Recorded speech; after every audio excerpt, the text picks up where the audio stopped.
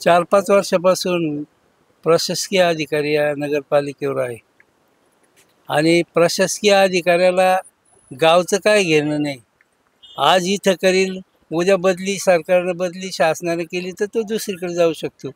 त्याला गावचा विकास झाला पाहिजे असं काही तो बांधील नाही. त्याचा पगारात काही खोट नाही. 4-5 वर्षापासून या गावातले रस्ते अतिशय खराब झाले, कारण गावात 5 वर्षापासून काही कामच झालं नाही.